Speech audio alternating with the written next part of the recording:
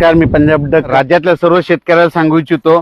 विशेष म्हणजे जालना जिल्ह्यात आहे. जालना जिल्ह्यात भोकरदन तालुक्यामध्ये गारखेडा या भोकरदन परिसरामध्ये या शेतकऱ्याला सांगू इच्छितो की तुम्ही शेतीचे कामे करून घ्या. कारण की राज्यात उद्या अंदमान बेटाव मान्सून दस्तक देणार आहे. अंदमान बेटावर मान्सून दस्तक दिली तर 10 दिवस मध्ये केरळला यायला लागतात. म्हणजे केरळला कधी येईल? 26-27 मेच्या दरम्यान केरळला मान्सून येणार. मग तिथून काय होतं, 5 ते 6 दिवसामध्ये महाराष्ट्रात येणार आहे.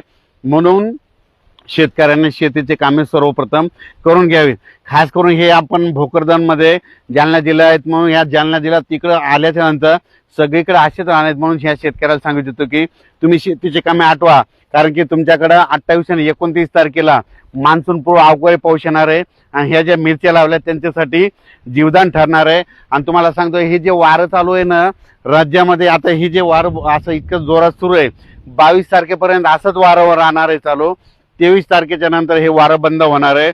म्हणून हा राज्यातल्या सर्व शेतकऱ्यांनी लक्षात घ्यायचा. राज्यातल्या सर्व शेतकऱ्याला सांगू इच्छितो की तुम्ही काय करा, शेतीचे कामे करून घ्या. मान्सून सकाळी पहाटे सकाळी अंदमान बेटावर मान्सून दस्तक देणार आहे. मग अंदमान बेटावर मान्सून दस्तक दिल्याच्या नंतर कंप्लीट 10 दिवसाला तो केरळला येतो.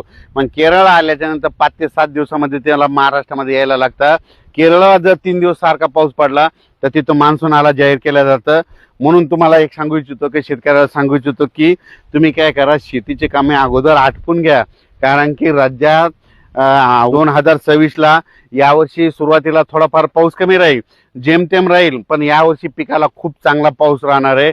ज्या वर्षी सुरुवातीला पाऊस कमी पडतो ना, त्या वर्षी मात्र परतीचा पाऊस खूप पडतो. म्हणून ही सर्वप्रथम शेतकऱ्यांनी अंदाज लक्षात घ्यायचा. बऱ्याच शेतकऱ्याचे फोन आलेत की आता हे वारं चालू आहे, हे वारं कधी बंद होणार आहे. तर सांगायचं झालं तर परत एकदा सांगतो की हे वारं जवळपास 22 तारखेपर्यंत असं चालू राहणार आहे. 23च्या नंतर हे वारं बंद होणार आहे. म्हणून हा अंदाज शेतकऱ्यांनी लक्षात घ्यायचा.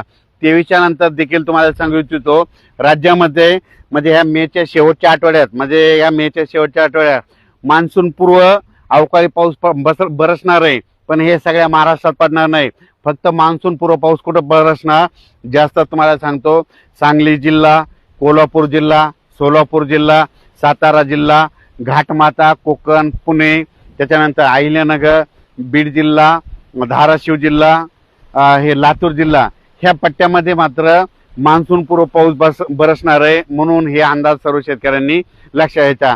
ह्या जवळपास पश्चिम महाराष्ट्र सांगायचं झालं तर पश्चिम महाराष्ट्राकडं मात्र 21 तारखेपासून म्हणजे 21च्या नंतर 22-23च्या नंतर तिकडं मान्सून पूर्व अवकाळी पावसाला, पूर्व मोसमी पावसाला सुरुवात होणार आहे. म्हणून पश्चिम महाराष्ट्राच्या शेतकऱ्यांनी अंदाज लक्षात घ्यायचा. पण विदर्भ आणि मराठवाडा आणि इकडे उत्तर महाराष्ट्र या भागाकडं मात्र हे अवकाळी जास्त येणार नाही. मग या इकडे विदर्भ मराठवाड्यात कधी येणार तर तुम्हाला सांगू इच्छितो, 27, 28, 29च्या दरम्यान म्हणजे मेच्या शेवटच्या आठवड्याच्या टायमाला मग मान्सून पूर्व पाऊस येईल. म्हणून हे अंदाज सर्व शेतकऱ्यांनी लक्षात घ्यायचा. तुम्हाला सांगू इच्छितो, सध्या देखील आज देखील म्हणजे सातारा जिल्ह्याकडे देखील, सांगलीकडं, त्याच्यानंतर कोल्हापूरकडं, त्याच्यानंतर कोकणपट्टी, पुणे ह्या परिसरात देखील आज पाऊस पडणार आहे. म्हणून हा अंदाज देखील त्या पट्ट्यातल्या शेतकऱ्यांनी लक्षात घ्यायचा. पण सध्या तरी मान्सून पूर्व पाऊस तुम्हाला एक सांगू इच्छितो, पश्चिम महाराष्ट्राकडे त्याचं स्वरूप जास्त राहणार आहे. आणि ज्यांचा ऊस, त्या शेतकऱ्याचे मला फोन आले, काही शेतकरी म्हणतात आम्हाला ऊस लागवड करायची, कधी करा.